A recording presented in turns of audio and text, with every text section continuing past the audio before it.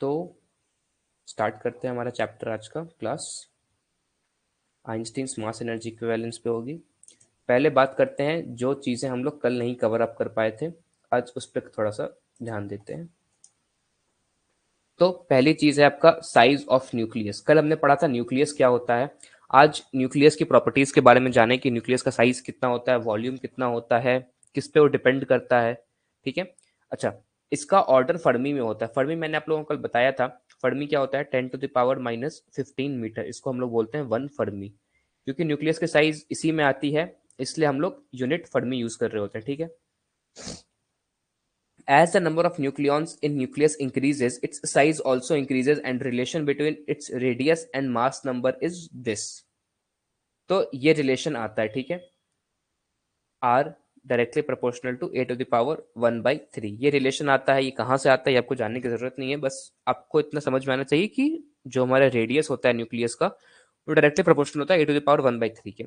अब ये जो साइज ऑफ न्यूक्लियस का पार्ट है, ये कहना क्या चाह रहा है? तो बहुत ही बेसिक सा कॉन्सेप्ट है। मान लो मेरे पास ये छोटा सा एक न्यूक्लियस है, इसमें मैंने डाले 4 प्रोटॉन और 4 न्यूट्रॉन।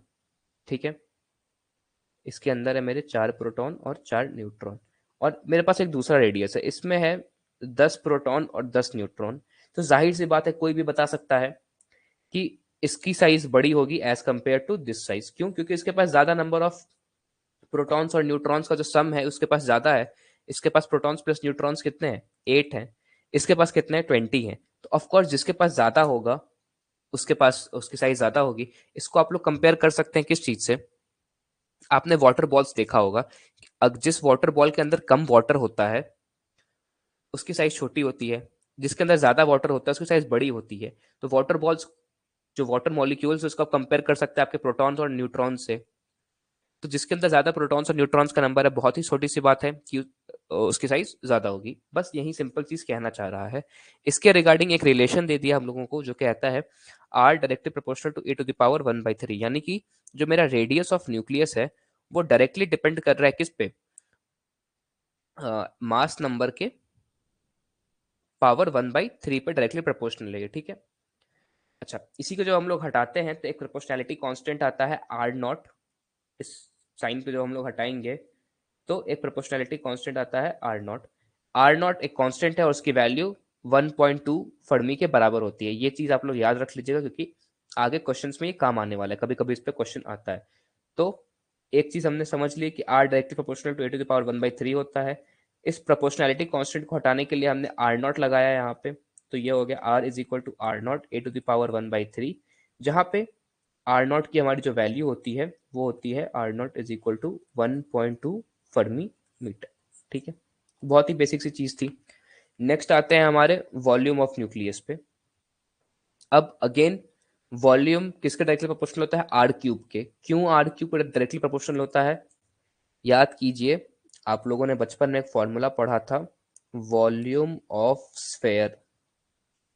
वॉल्यूम ऑफ स्फेयर कहता था V is equal to 4/3 pi R cube. ये फॉर्मूला अगर आप लोगों को याद होगा तो वॉल्यूम होता था 4/3 पाई आर क्यूब। अब ये तो टर्म कांस्टेंट है, तो वॉल्यूम डायरेक्टली प्रोपोर्शनल किसके हो गया? आर क्यूब के। क्यों? क्योंकि न्यूक्लियस भी हमारा ऑलमोस्ट एक स्फेयर शेप में हम लोग कंसिडर करते हैं, तो न्यूक्लियस के शेप को भी हम लोग ऑलमोस्ट एक स्फेयर मानते हैं। इसीलिए हम लोग कहते हैं कि उसकी वॉल्यूम भी 4/3 पाई आर क्यूब से ही निकाली जा सकती है। तो ये डायरेक्टली प्रोपोर्शनैलिटी कांस्टेंट हो गया इसका। अब आर किसके बराबर था? 1 के पावर 1/3 के। अगर इस इक्वेशन में मैं इस चीज को ला करके यहां पटक दूं, तो क्या मैं लिख सकता हूं कि v डायरेक्टली प्रोपोर्शनल टू हो जाएगा a⁻1/3 का होल क्यूब के। यहां से क्या हो गया? v directly proportional to a, यानी कि जो वॉल्यूम है वो डायरेक्टली प्रोपोर्शनल है आपके मास नंबर के। कुछ नहीं किया है, जो पहला वाला रिजल्ट हमारे पास आया था उस रिजल्ट को हमने ला करके पटक दिया है हमारे दूसरे वाले इक्वेशन में, और वहां से हमारे पास आ गया है हमारा तीसरा वाला इक्वेशन। ठीक है, तो बेसिक मैथ्स ही है बस वो। अब तीसरी बात है मास ऑफ न्यूक्लियस की। एक न्यूक्लियस का मास कितना होता है? तो देखो, its mass is quite small compare to gram और केजी, जो हमने पहले बार बात करी थी। इसके मास को हम लोग AMU में डिफाइन करते थे, जिसकी वैल्यू होती थी 1 AMU is equal to 1.67 into 10⁻⁻27 kg। ये मैंने आप लोगों को कल याद रखने को कहा था, तो ये वैल्यू याद रखिएगा। तो देख सकते हैं कि 10⁻⁻27 kg में जा रहा है, मतलब कि जो मेरा AMU है वो बहुत छोटा क्वांटिटी है, इसलिए मास ऑफ न्यूक्लियस को हम लोग ग्राम और केजी में कंपेयर नहीं कर सकते, इसलिए AMU में कंपेयर कर रहे होते हैं। Therefore, it is measured in another unit called AMU, ठीक है। Mass of an nucleus of mass number A is approximately equal to A into mass of proton is approximately equal to AMU और mass of a nucleus directly proportional to A। ये क्या चीज कही गई है? मान लो मेरे पास एक न्यूक्लियस है, ठीक है। इसके अंदर 4 प्रोटॉन है मेरे, प्लस 4 न्यूट्रॉन है मेरे, ठीक। इसका मास नंबर मेरे पास क्या होगा? मास नंबर होगा 8। अगर मुझे इसका मास निकालना है तो मास क्या हो जाएगा? 1 AMU इंटू 8। क्यों? क्योंकि हम जानते हैं कि मास ऑफ प्रोटॉन किसके ऑलमोस्ट इक्वल होता है? मास ऑफ न्यूट्रॉन के। यानी कि जो टोटल मास है वो किसके बराबर हो सकता है? या तो 8 प्रोटॉन का मास ले लीजिए आप, या 8 न्यूट्रॉन का मास ले लीजिए, ठीक है। और प्रोटॉन और न्यूट्रॉन का मास किसके बराबर होता था? 1 AMU के, 1 एटॉमिक मास यूनिट। हमने लास्ट क्लास में इस चीज को डिस्कस किया था। तो अगर मेरा 8 प्रोटॉन या 8 न्यूट्रॉन है, ठीक है, हर एक का मास 1 AMU है, तो टोटल न्यूक्लियस का मास कितना होगा? 8 इंटू 1 AMU। बेसिक सा जो फंडा है हमारा, बेसिक मल्टीप्लीकेशन। तो मास क्या हो गया? 1 AMU इंटू 8। यही चीज यहाँ पे कही गई है। Mass number A is a into mass of proton. Proton का मास कितना होता है? 1 AMU, और ए क्या है आपका? Mass number. तो ए इंटू AMU होता है इसका मास ऑफ न्यूक्लियस। आई होप ये आप लोगों को क्लियर होगा। बहुत ही छोटी छोटी बेसिक चीजें हैं ये। अब आते हैं डेंसिटी ऑफ न्यूक्लियस पे, कि न्यूक्लियस की डेंसिटी क्या होती है। तो डेंसिटी का फॉर्मूला हम लोग सबको जानते हैं, मास बाई वॉल्यूम होता है। मास हमने यहां से निकाला है, वॉल्यूम हमें यहां से पता है, 4/3 πr³ वॉल्यूम होता है, ठीक है। AMP/4/3 πr³ एक रिलेशन आ गया हमारे पास। अब आर की जगह हम लोग क्या रखेंगे? आर की वैल्यू हमने क्या निकाली थी लास्ट इक्वेशन में? देखो, आर की वैल्यू हमने निकाली है R0 इंटू A⁻⁴ बस वही इक्वेशन यहाँ पे रख रहे हैं, R is equal to R0 into A⁻⁴ इस चीज को यहाँ पे पुट किया, ये आ गया, और साइमल्टेनियसली ये आ गया। और जब इसकी वैल्यू पुट करते हैं तो ये इतने के बराबर आती है।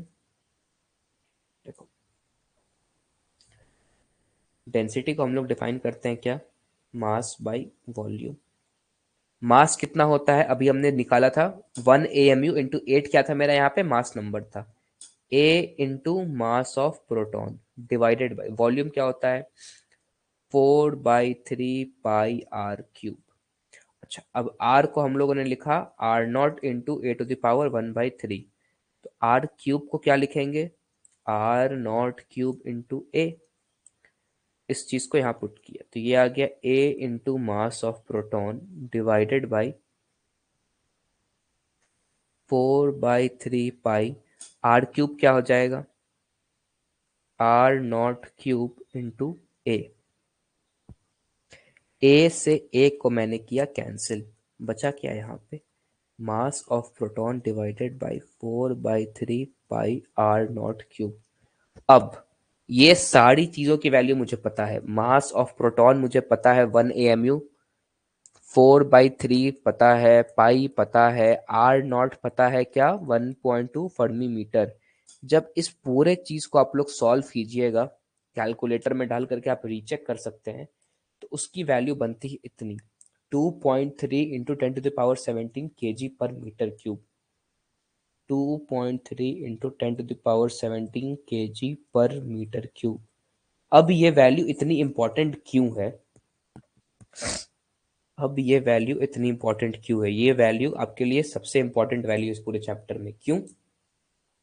एक चीज देखो, मैंने जब साइज की बात करी थी तो मैंने साइज को किसके टर्म में लिखा था? वेरिएबल के टर्म में। रेडियस कुछ भी हो सकता था, कोई छोटा हाइड्रोजन का एटम है तो उसका रेडियस छोटा है, कोई बड़ा एटम है कैल्शियम वगैरह का या आयरन का तो उसका बड़ा रेडियस होगा, तो वो वैरी कर रहा है।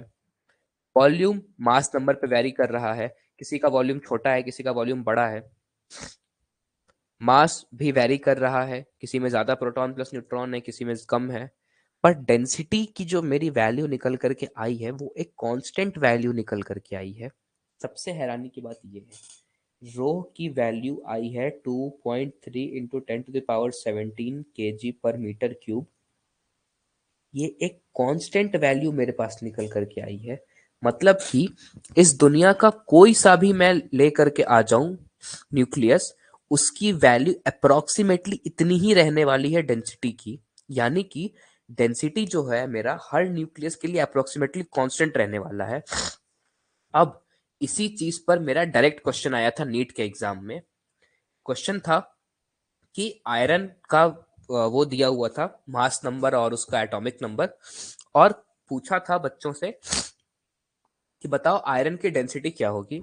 अब कुछ दिमाग वाले बच्चे ये कैलकुलेट करने बैठ गए और इसी रिजल्ट पे पहुंचे। जिनको ये रिजल्ट याद था डायरेक्ट टिक मार के आए हैं।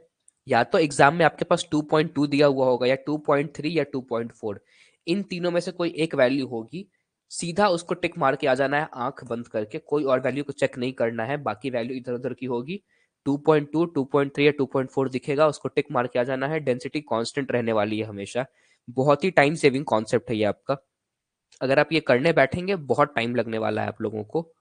आप देख ही रहे हैं इसकी वैल्यू, इसकी कॉम्प्लेक्सिटी कितनी ज्यादा चली जाएगी। इसको आप कन्वर्ट करिएगा, मास ऑफ प्रोटॉन को जब आप कन्वर्ट करिएगा तो मास ऑफ प्रोटॉन लिखिएगा 1.66 इंटू 10 to the power -27। ये रो नॉट डालिएगा 1.2, इसको क्यूब कीजिएगा, 1.2 का क्यूब कीजिएगा पाई की वैल्यू 4/3 की वैल्यू।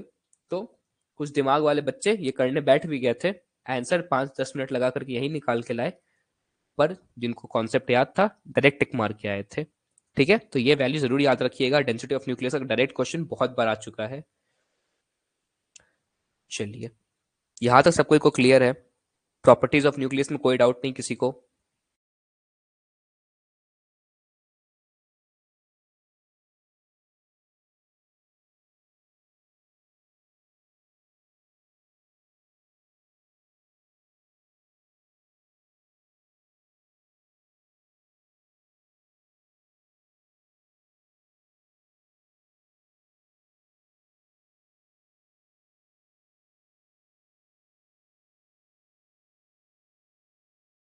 क्लियर क्लियर क्लियर बहुत है वो, स्पेशली आप लोग जरूर याद रखिएगा।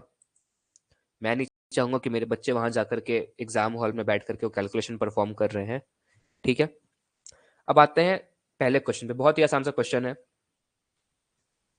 Calculate mass number of that nucleus whose radius is half of GE72।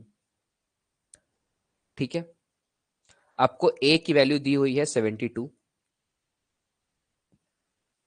आपसे पूछा है मास नंबर बताने के लिए of that nucleus whose radius is half of GE72। यानी कि GE72 का जो हाफ का रेडियस होगा उसकी मास नंबर कितनी होगी। जीई का मास नंबर दिया हुआ है 72, जीई का रेडियस होगा समथिंग आर। क्वेश्चन समझ लीजिए पहले।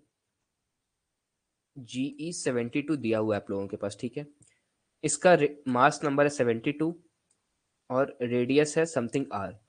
अब पूछा है आपसे कि एक ऐसा एक्स इमेजिनरी न्यूक्लियस है जिसका कि जो रेडियस है ना वो R/2 है, तो उसका मास नंबर कैलकुलेट करो।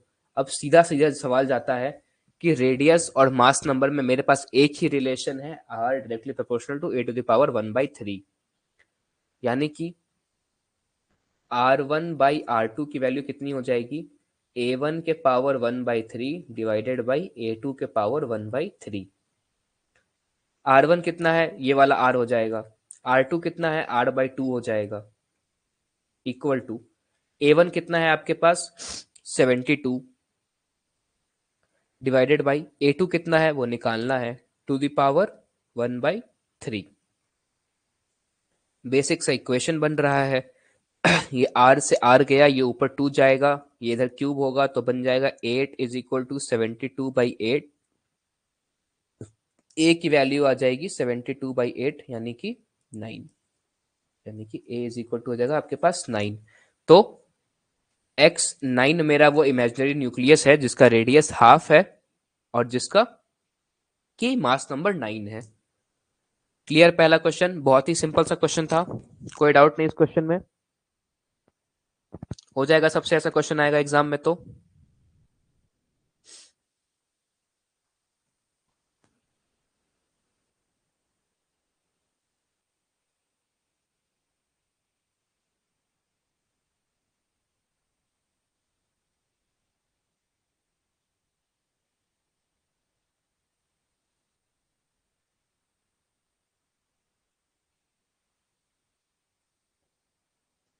Yes sir, yes sir. चलो बढ़िया। नेक्स्ट क्वेश्चन, ये भी वैसे ही आसान सा क्वेश्चन है। पूछा है find the density of 12.6 sorry 12/6 C, carbon C12। कोई इसको सॉल्व नहीं करेगा, सीधा आंसर लिखना है 2.3 × 10⁻17 kg/m³। देखिए 2.4 के बराबर आया, ठीक है। एग्जाम में ऐसा ही कुछ क्वेश्चन होगा, डेंसिटी निकालने कहेगा, कोई भी प्रोसेस करने मत बैठ जाना अनटिल अनलेस एग्जाम वाला बहुत ही गिर जाए एग्जाम का लेवल और वो ऑप्शंस दे दे 2.1, 2.2, 2.3, 2.4, जो कि नहीं होने वाला है कभी। ऑप्शंस हमेशा सेपरेटेड आते हैं, उनको भी पता है कि अप्रोक्सीमेटली वैल्यू क्या आती है, तो वो कुछ 3 में देंगे, कुछ 4 में देंगे, 2 में एक ही ऑप्शन होगा 2.2, 2.3, 2.4 के आसपास, ठीक है। तो इसको सॉल्व मत करने बैठिएगा, ये आंसर याद रखिएगा, ये वैल्यू बहुत इंपॉर्टेंट वैल्यू है ये। चलिए, आई होप ये एक चीज क्लियर होगा। अब आते हैं हमारे आइंस्टीन्स मास एनर्जी इक्विवेलेंस पे। मास एनर्जी इक्विवेलेंस जैसा कि नाम बता रहा है, आइंस्टीन साहब ने एक रिलेशन निकाला था जिसमें उन्होंने बताया था कि मास और एनर्जी कैसे एक दूसरे के प्रोपोर्शनली काम कर रही होती है एक बॉडी में। मतलब कि इंसान के पास जो भी एनर्जी है वो उसके मास का ही एक फंक्शन होता है। तो आइंस्टीन साहब क्या कहते हैं, मास can be converted into energy and energy into mass. आप अगर आपके पास मास है आपके बॉडी में तो आप उससे एनर्जी बना सकते हो, और अगर आपके पास एनर्जी है तो आप उससे मास बना सकते हो। आपको पता है हमारे हिंदू माइथोलॉजी में जो भी चीजें कही जाती थी कि हमारा शरीर जो है वो क्या है, एनर्जी को क्या कहते थे, एनर्जी का सोर्स है या फिर एनर्जी भरी हुई है अंदर बॉडी के, कुछ कुछ ये उस चीज को जस्टिफाई कर रही, उसी चीज जैसा है कि मेरे बॉडी में अगर मास है तो उसका सीधा सीधा मतलब है कि मेरे बॉडी में कुछ एनर्जी होगी ही होगी। इस दुनिया में कोई भी चीज जिसमें कि मास है उसमें एनर्जी होगी, और अगर कोई ऐसी चीज है जिसके पास एनर्जी है तो उससे हम मास बना सकते हैं। जैसे कि अगर आप अपनी किसी भी एनर्जी को ले लीजिए, इलेक्ट्रिकल एनर्जी है, मैकेनिकल एनर्जी है, इन सबको हम कन्वर्ट कर सकते हैं मास के अंदर, इन सब से हम मास बना सकते हैं। और जैसे हम लोग ऑब्जेक्ट्स हैं, हमारे पास मास है तो हम अपने मास का यूज करके एनर्जी बना सकते हैं, बेसिकली ये आइंस्टीन साहब कहना चाहते थे। इसके लिए उन्होंने अपना बहुत ही फेमस इक्वेशंस दिया था, E = mc², जिसके लिए उनको नोबेल प्राइज भी मिला था। ई मेरा एनर्जी हो जाता है, total energy associated with the mass. M mass होता है मेरा, और सी जहां हम लोग सबको जानते हैं कन्वर्जन कोफिशिएंट, या फिर सी क्या होता है, speed of light. Speed of light 3.8 into, sorry 3 × 10⁸, my mistake, 3 × 10⁸ metre per second, ये होती है हमारी स्पीड ऑफ लाइट। तो ये था हमारा मास एनर्जी इक्विवेलेंस जो आइंस्टीन ने दिया था। अब आता है एक मास डिफेक्ट। मास डिफेक्ट क्या है, mass of a nucleus is always less than the sum of masses of its constituent nucleons, the difference is called mass defect. Mass defect क्या कहता है ना, सॉरी, मान लीजिए मेरे पास एक न्यूक्लियस है, ठीक है, इसके अंदर मैंने रखे हैं 4 प्रोटॉन प्लस 4 न्यूट्रॉन। तो अभी जो हम लोग अपने पीछे में सीख के आए हैं नॉलेज, उससे हम लोग क्या कहेंगे कि अगर हमें इस न्यूक्लियस का मास निकालना है तो 4 और 4 कितना, इसका मास नंबर 8 हो गया, 8 को 1 AMU से मल्टीप्लाई कर देंगे तो मास ऑफ न्यूक्लियस आ जाएगा। पर जब प्रैक्टिकली देखा गया ना तो इसका जो मास था ये कुछ लेस था, मास एक्चुअल जो था वो लेस देन 8 AMU था। ये हमारा प्रैक्टिकल में दिखा। तो इसको बताने के लिए कहा गया कि यहाँ पे एक मास डिफेक्ट है। मास डिफेक्ट मतलब कुछ मासेज जो है ना हमारा, वो एनर्जी के फॉर्म में लॉस हो चुका है। बहुत ही छोटा प्रोपोर्शन ऑफ मास है वो, बट स्टिल न्यूक्लियस के लिए वो मास कंसिडरेबल मास होता है, इसलिए हम लोग उसको मास डिफेक्ट नाम दिए कि वो मास मेरा उड़ चुका है, एनर्जी कन्वर्जन में लॉस्ट हो चुका है। तो इसी चीज को मास डिफेक्ट कहते हैं, बहुत ही छोटी सी चीज है।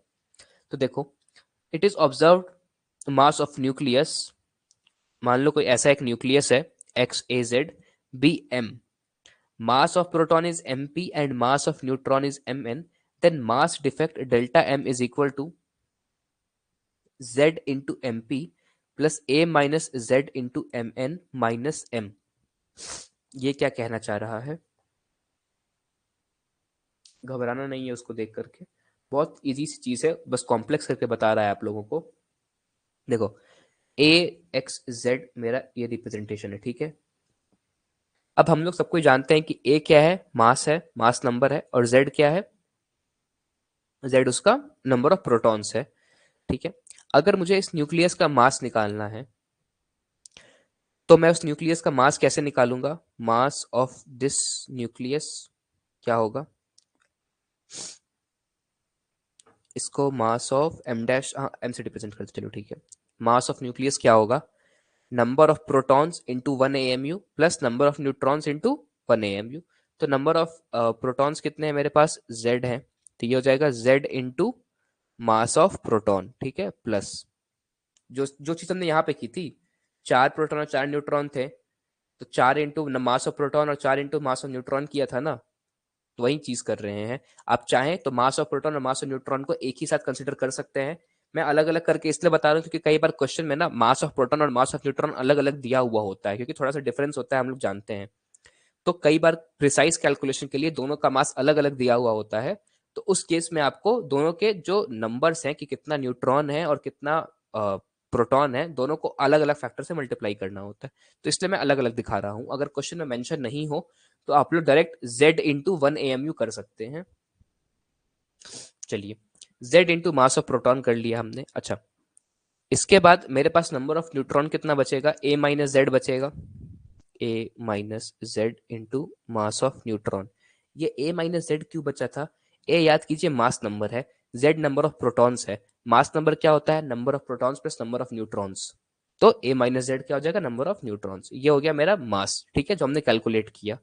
अब जो मेरा ऑब्जर्व्ड मास आया वो m डैश आया, सपोज कीजिए ये मेरा ऑब्जर्व्ड मास है, जो हमने प्रैक्टिकली निकाला। तो डेल्टा एम मेरा मास डिफेक्ट क्या होगा? दिस माइनस दिस, मैंने कहा था ना मेरा मास घट जाता है, कुछ मास लॉस होता है, मतलब एम डैश छोटा है एम बड़ा है। तो क्या मैं इसको एम माइनस एम डैश लिख सकता हूँ? इसी चीज को मैंने यहाँ लिख दिया, z into mass of proton plus a minus Z into mass of neutron minus M dash. यही इक्वेशन वहां पे आपकी बड़ी सी लिखी हुई है, जिसको देख के आप लोगों को शायद डर लग सकता है। तो ये वही चिंदी सा इक्वेशन है। Delta M is equal to, delta M हमारा मास डिफेक्ट होता है, z into mass of proton plus a minus Z into mass of neutron. z क्या है? Number of protons. a minus Z क्या है? Number of neutron into mass of neutron minus m। m क्या है? मेरा observed मास है।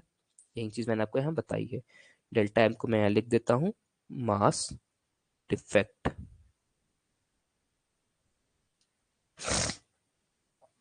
चलिए आगे बढ़ते हैं।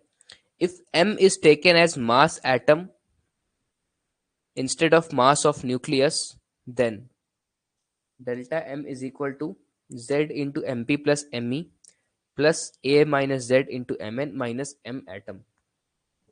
जो चीज हमने न्यूक्लियस के साथ की है, वही सेम चीज अब एटम के साथ अगर रिपीट करना चाहें, तो हम लोग पाएंगे कि एटम में भी मास डिफेक्ट होता है। अच्छा, एटम में मास डिफेक्ट क्यों होता है? क्योंकि बेटा न्यूक्लियस के पास भी मास है और एटम के पास भी मास है।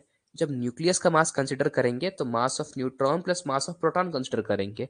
हालांकि जब एटम का भी मास कंसिडर कर रहे होंगे तो भी ऊपर ऊपर से तो न्यूट्रॉन और प्रोटॉन को ही ऐड कर रहे होते हैं। पर अगर एक्यूरेट वैल्यू जाननी है तो जो इलेक्ट्रॉन का छोटा सा नेग्लिजिबल मास होता है उसको भी काउंट करना पड़ेगा, क्योंकि ये चीजें बहुत प्रिसाइज हो रही हैं, तो वहां पे अप्रोक्सीमेशन नहीं लगा सकते हैं। तो मास ऑफ एटम के टाइम पे हम लोग मास ऑफ इलेक्ट्रॉन को भी ऐड करेंगे, ऑल्दो वो नेग्लिजिबल इफेक्ट डाल रहा होगा पर फिर भी ऐड करके देखेंगे। तो इसने वही किया है यहाँ पे। z नंबर ऑफ प्रोटॉन्स और नंबर ऑफ न्यूट्रॉन्स हो जाएगा आपका। तो z into mass of proton plus mass of neutron, mass of electron plus number of neutrons a minus Z into mass of neutron minus m atom. m atom क्या हो जाएगा? Observed मास। तो इस तरीके से हम लोग मास डिफेक्ट निकाल सकते हैं एटम का। हालांकि ये क्वेश्चन नहीं आता है कभी भी, जो जनरल क्वेश्चन आता है वो मास डिफेक्ट न्यूक्लियस में निकालने आता है। तो ये वाले पार्ट को बहुत ध्यान से याद रखिएगा कि मास डिफेक्ट कैसे निकाल रहे होते हैं हमारे न्यूक्लियस के पास से। क्लियर है सब कोई को आइंस्टीन्स का मास एनर्जी इक्विवेलेंस और मास डिफेक्ट? कोई डाउट नहीं इसमें?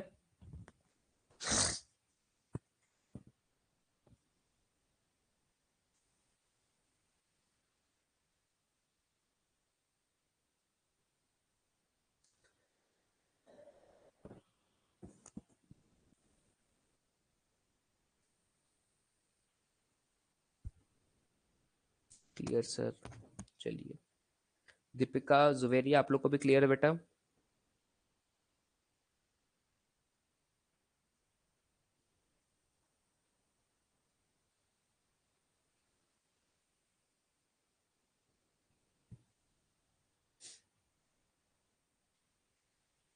आई होप क्लियर हो। कोई डाउट है तो बताइए। समझ में आ गया अच्छे से मास एनर्जी इक्विवेलेंस और मास डिफेक्ट क्या होता है, कैसे कैलकुलेट करते हैं? थोड़ा सा ध्यान देने वाला पार्ट है बस, कोई डिफिकल्ट नहीं है, बस हल्का सा ध्यान दे के करना है कैलकुलेशन, ताकि गड़बड़ ना कर दे फॉर्मूले में।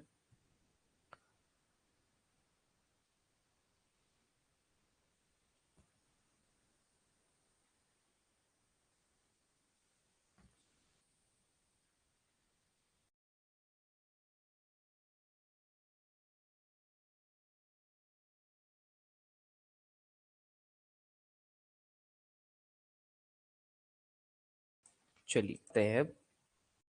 तो बाइंडिंग एनर्जी क्या होता है? Binding energy of a nucleus is the energy required to split it into its nucleons. ठीक है, यानी कि एक न्यूक्लियस को कितनी एनर्जी दें कि वो टूट करके अपने न्यूक्लियॉन्स में बट जाए, उस एनर्जी को हम लोग बाइंडिंग एनर्जी कहते हैं। जैसे सपोज कीजिए, क्या सपोज कीजिए आप लोग, बैलून ही है। बलून है आपके पास। जब हम लोग बलून में थोड़ा सा पिन मारते हैं तो बलून फट जाता है, और फट करके उसका चिथरा चिथरा अलग अलग हो जाता है। कुछ अलग अलग टुकड़ा रबड़ का मिलता है हम लोगों को। तो बलून एक्चुअली क्या था? उस रबड़ के टुकड़े से बना हुआ था, और हमने जब उसको थोड़ी सी एनर्जी दी, बाहर से फोर्स लगाया, तो वो अपने कॉन्स्टिट्यूएंट पार्टिकल्स में टूट गया, जिस चीज से वो बन के आया था। सेम न्यूक्लियस के साथ भी है। अगर न्यूक्लियस को हम लोग एक सर्टेन अमाउंट ऑफ एनर्जी देते हैं ना, तो अपने न्यूक्लियॉन्स में टूट जाता है, जो कि फ्री होते हैं। मतलब कि अगर मैं, ये मेरा न्यूक्लियस है, इसको एनर्जी दे रहा हूं मैं, तो इस एनर्जी के क्या कारण क्या होगा ना, मान लो इसमें 2 प्रोटॉन और 2 न्यूट्रॉन है, मैंने एनर्जी दिया इसको, तो एक प्रोटॉन एक न्यूक्लियन एक न्यूट्रॉन, ऐसे ऐसे 4 पार्ट में डिवाइड हो गया ये। इसको, इस जो एनर्जी दी हमने इसको, इस एनर्जी को ही कहते हैं बाइंडिंग एनर्जी। ठीक है, मतलब कि ये वो एनर्जी थी जो उन पार्टिकल को एक दूसरे में बांध के रख रही थी, और जैसे ही हमने उतनी बराबर एनर्जी दे दी बाहर से, तो ये एनर्जी खत्म हो गई और पार्टिकल अपने अपने पार्ट्स में टूट गए। इसको इस तरीके से भी आप समझ सकते हैं कि ये वो एनर्जी थी जिसके कारण पार्टिकल एक दूसरे के साथ चिपके हुए थे, फोर्स में थे, अट्रैक्शन में थे। हमने बाहर से जब ये एनर्जी दे दी, तो सारे पार्टिकल्स टूट के अलग अलग हो गए। चलिए, बाइंडिंग एनर्जी क्या होता है? Change in binding energy equal to delta M into C square. वापस से वही वाला फॉर्मूला जो हमने मास एनर्जी इक्विवेलेंस में पढ़ा था। ठीक है, यहाँ डेल्टा एम क्या डिनोट कर रहा है? जो हमारा चेंज इन मास होगा। चेंज इन मास कहाँ से आएगा? याद रखिएगा, जो हमारा ये कन्वर्जन हो रहा है ना, जो न्यूक्लियस से 4 न्यूक्लियॉन्स में टूट रहा है ये, इसमें प्लस हीट लॉस भी होता है कुछ। तो जो हमारा ये बन रहा होता है, इसकी एनर्जी कुछ कम हो रही होती है, कुछ हीट में एनर्जी जा रही होती है। तो उस कारण से एक डेल्टा एम का चेंज आता है। ऐसा नहीं है कि बराबर बराबर ट्रांसफ्यूजन हो जाएगा। ठीक है, कुछ एनर्जी लॉस कर रही होती है।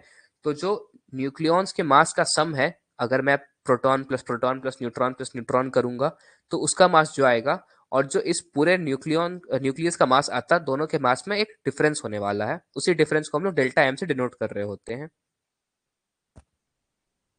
ठीक है। It is always positive and numerically equal to the energy equivalent of mass defect or equal to the energy liberated when it was formed. ठीक है, न्यूमेरिकली इसके इक्विवेलेंट होता है और हमेशा पॉजिटिव होता है। क्यों पॉजिटिव क्यों होता है? क्योंकि एनर्जी हम लोग दे रहे हैं। किसी भी सिस्टम को जब हम लोग एनर्जी दे रहे होते हैं ना, तो वो एनर्जी प्लस में होती है। और अगर सिस्टम के ब्रेक करने से कुछ चीजें रिलीज हो रही हैं, अगर मतलब सिस्टम से एनर्जी रिलीज हो रही है, तो वो होता है माइनस एनर्जी। जब हम लोग कुछ दे रहे हैं तो प्लस एनर्जी, और कुछ निकाल रहे हैं तो माइनस एनर्जी। ऐसा समझ लीजिए कि अगर आपको कोई पैसा दे रहा है तो आपके पास पैसा बढ़ रहा है ना, तो प्लस पैसा हो गया। और अगर आप किसी को पैसा दे रहे हैं अपने पास से, तो आपका पैसा घट रहा है, तो वो माइनस पैसा हो गया। सेम चीज यहाँ पे है, अगर आप किसी सिस्टम को एनर्जी दे रहे हैं तो वो आपकी कंसिडर की जाएगी प्लस एनर्जी, यानी कि पॉजिटिव एनर्जी। और अगर सिस्टम से एनर्जी निकल रही है तो उसको कंसिडर किया जाता है माइनस एनर्जी या फिर नेगेटिव एनर्जी। चलिए, अब आते हैं बाइंडिंग एनर्जी पर न्यूक्लियॉन, यानी कि हर एक न्यूक्लियॉन को बाइंड करने के लिए या फिर ब्रेक करने के लिए कितनी एनर्जी की जरूरत हो रही होती है। जैसे कि सपोज कीजिए कि इसी वाले एग्जांपल में मेरे पास 4 न्यूक्लियॉन्स है, ठीक है, 2 प्रोटॉन और 2 न्यूट्रॉन। तो मेरा जो नंबर ऑफ न्यूक्लियॉन्स था वो कितना हो गया? 4 हो गया। अब मान लीजिए मुझे इस चीज को तोड़ने के लिए 100 जूल की एनर्जी देनी पड़ी। तो मैं क्या कहूंगा, मेरी जो binding energy delta E B per nucleon है वो कितनी है? 100/4 यानी कि 25 जूल आ जाएगी। ठीक है, यानी कि हर एक न्यूक्लियॉन को उसके न्यूक्लियस से निकालने के लिए मुझे 25 जूल देना पड़ा। एक बार 25 जूल दिया तो एक प्रोटॉन निकला, फिर 25 जूल दिया दूसरा प्रोटॉन, फिर 25 जूल तो तीसरा न्यूट्रॉन, और फिर 25 जूल तो जो चौथा वाला न्यूट्रॉन है वो निकला। सेम कॉन्सेप्ट वहां यहाँ पे लगाया गया है कि हर एक न्यूक्लियॉन को निकालने के लिए कितनी एनर्जी देनी पड़ रही है। ये एक फैक्टर होता है देखने का कि कौन सा एलिमेंट सबसे ज्यादा स्ट्रॉन्गेस्ट है मेरे पास। जिसको ज्यादा एनर्जी पर न्यूक्लियॉन देनी पड़ रही होगी उसका मतलब कि उसमें हमको बहुत ज्यादा मुश्किल हो रही है, मतलब उसके पार्टिकल्स बहुत ज्यादा टाइट एक दूसरे से अट्रैक्टेड है। जब टाइट अट्रैक्टेड है तभी हमको ज्यादा एनर्जी देनी पड़ रही है उनको तोड़ने के लिए। तो बाइंडिंग एनर्जी पर न्यूक्लियॉन एक फैक्टर होता है डिटरमाइन करने के लिए एलिमेंट का strength. Binding energy per nucleon मैं यहां लिख देता हूं, factor to determine strength of elements. ठीक है, एलिमेंट्स के स्ट्रेंथ को डिटरमाइन करने के लिए हम लोग बाइंडिंग एनर्जी पर न्यूक्लियन का यूज कर रहे होते हैं। अच्छा, ये आपके पास एक सैंपल सा ग्राफ मैं लेकर के आया हूं, जिसमें कि जो मेजर एलिमेंट्स है ना उनके बारे में बताया गया कि किसकी बाइंडिंग एनर्जी पर न्यूक्लियन कितनी है। इसमें आप देख सकते हैं हाइड्रोजन की सबसे कम है और सबसे ज्यादा आयरन 56 की होती है। आयरन के और आइसोटोप्स होते हैं, याद रखिएगा F56 जो होता है 26 और 56, ये होता है आपका सबसे strongest element binding energy per nucleon wise. Exam में कई बार क्वेश्चन आता है और बताता है कि कौन सा फैक्टर को कंसीडर कर रहा है, कई बार फैक्टर कुछ और कंसीडर कर रहा होता है, बच्चे कुछ और मार्क करके आ जाते हैं। आपसे पूछ लिया कि बताओ सबसे स्ट्रॉन्गेस्ट एलिमेंट कौन है बाइंडिंग एनर्जी पर न्यूक्लियॉन के हिसाब से, और आपने सबसे स्ट्रॉन्गेस्ट अपने हिसाब से कुछ एज्यूम कर लिया कि सबसे स्ट्रॉन्गेस्ट एलिमेंट तो मेरा कार्बन होना चाहिए, तो कार्बन मेरा सबसे स्ट्रॉन्गेस्ट है क्योंकि वो टूट नहीं पाता है। नहीं, क्वेश्चन में देखना है कि क्वेश्चन किस फैक्टर के बारे में बात कर रहा है। बाइंडिंग एनर्जी पर न्यूक्लियन के हिसाब से सबसे स्ट्रॉन्गेस्ट एलिमेंट आपका आयरन है। ठीक है, तो ये चीज याद रखिएगा। ये ग्राफ आप देख सकते हैं, बाइंडिंग एनर्जी यहाँ पे मेरे पास बाइंडिंग एनर्जी है, और यहाँ मेरे पास मास नंबर यानी कि नंबर ऑफ न्यूक्लियॉन्स है, और ये मेरा ग्राफ बनता है। ये ग्राफ याद रखिए, कई बार ग्राफ से डायरेक्ट क्वेश्चन भी आ जाता है, याद रखना कोई बहुत मुश्किल नहीं है। देख सकते हैं ग्राफ कैसे कैसे आगे बढ़ रहा है, और यही उसकी वो है चार्ट। और ये याद रखिएगा कि जो आयरन होता है वो सबसे स्ट्रॉन्गेस्ट एलिमेंट होता है बाइंडिंग एनर्जी पर न्यूक्लियॉन के हिसाब से। ठीक है, अब अगर मैं कुछ इंपॉर्टेंट बात करना चाहूँ बाइंडिंग एनर्जी पर न्यूक्लियॉन के बारे में, तो सबसे पहली बात, the value of binding energy per nucleon decides the stability of a nucleus, it is obtain by dividing binding energy by mass number of given nucleus.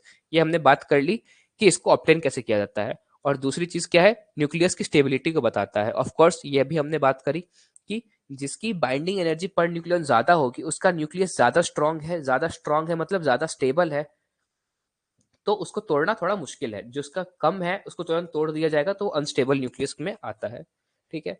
Second point, the following figure shows the binding energy per nucleon plotted against the mass number of various atom nuclei, जो हमने पीछे देखा। Greater the binding energy per nucleon the more stable the nucleus. Of course जिसकी binding energy ज्यादा होगी उसका nucleus ज्यादा stable है। It is maximum for isotope of iron F2656 and is 8.8 MeV per nucleon. It is the most stable nucleus. तो सबसे ज्यादा stable nucleus, सबसे ज्यादा स्ट्रॉन्ग न्यूक्लियस किसका है? आयरन 56 का है, Fe56 binding energy per nucleon के हिसाब से। इसकी वैल्यू भी आप याद करके रख सकते हैं, 8.8 mega electron volt per nucleon होती है इसकी binding energy per nucleon. For uranium, binding energy per nucleon is about 7.7 MeV and it is unstable. Uranium को कंसिडर किया जाता है कि ये अनस्टेबल है। अच्छा, अगर आपसे कभी एग्जाम में पूछता है कि बताओ कि किसकी किसकी बाइंडिंग एनर्जी स्टेबल में काउंट की जाती है, तो जो ये वाला ग्राफ है ना, यहां से लेकर के यहां तक, इन चार को कहा जाता है कि ये मोस्ट स्टेबल ग्राफ है बाइंडिंग एनर्जी पर न्यूक्लियन के हिसाब से। ये देखो, यहां से लेकर के यहां तक, एक्सक्लूडिंग ऑक्सीजन, ये वाला पार्ट, इन चारों को कहा जाता है कि ये स्टेबल जोन होता है हमारा। ये होता है हमारा स्टेबल जोन। क्यों स्टेबल जोन होता है? देखो, 8 से ऊपर है इनकी, जिसकी 8 से ऊपर होती है ना, 8 को बेंचमार्क सेट किया जाता है। जिसकी binding energy per nucleon greater then 8 है, उसको हम कहते हैं वो हमारा एक स्टेबल न्यूक्लियस है। ठीक है।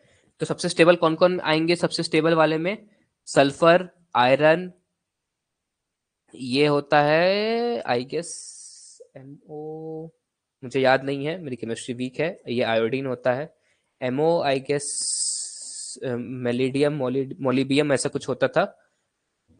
अगर आप लोगों को याद है तो वेल एंड गुड, अगर नहीं याद है तो कोई बात नहीं, मेरी केमिस्ट्री वीक थी इसलिए मैं फिजिक्स का ट्यूटर हूँ।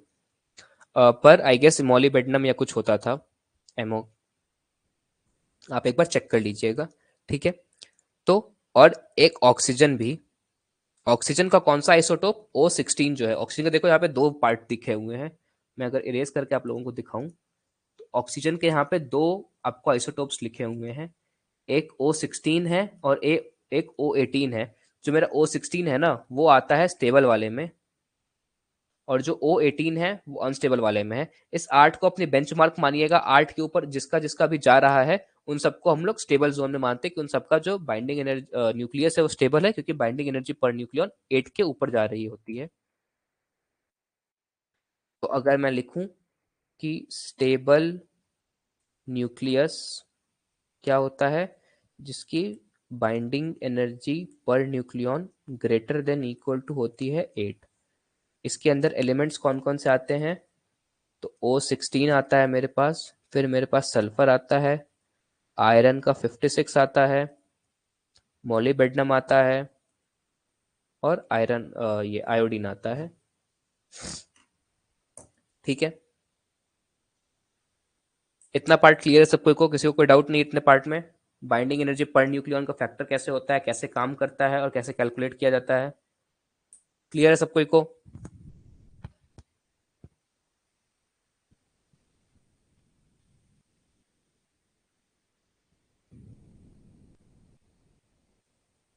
Yes sir.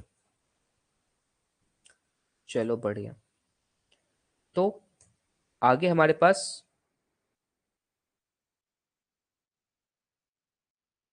ये चार फैक्टर्स आ गए, इनको याद रखिएगा। एक बार एग्जाम में इनसे डायरेक्ट क्वेश्चन आ चुका था कि बाइंडिंग एनर्जी पर न्यूक्लियन के हिसाब से बताओ कौन सा इसमें से स्टेबल है या कौन सा अनस्टेबल है। तो जैसा ऑप्शन होगा ये याद रखिएगा, ये ऑर्डर, कि किसका सबसे ज्यादा स्टेबल होता है। ये भी मैं यहाँ पे मार्क कर देता हूँ। ये जो मेरा आयरन है, ये क्या होता है? ये मोस्ट स्टेबल होता है, मोस्ट स्टेबल। ठीक है, आज की क्लास के लिए इतना ही। कल हम लोग स्टार्ट करेंगे न्यूक्लियर फिजन से। न्यूक्लियर फिजन, न्यूक्लियर फ्यूजन पढ़ेंगे।